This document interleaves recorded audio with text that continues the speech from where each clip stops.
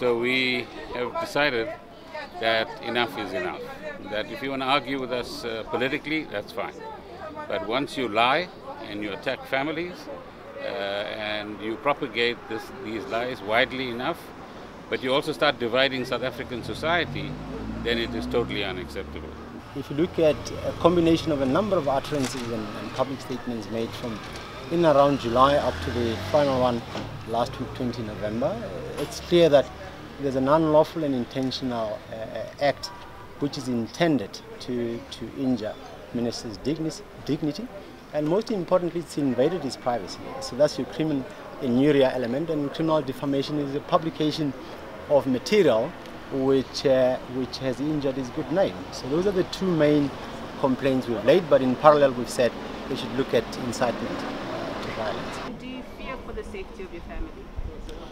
Yes, there were remarks made outside the Zondo Commission which said there could be casualties, and if you go on attacking people the way you are attacking them, the next logical point is, are we facing some kind of physical harm or even elimination as a result of what are now exacerbated or exaggerated differences when in fact there's no actual place for that.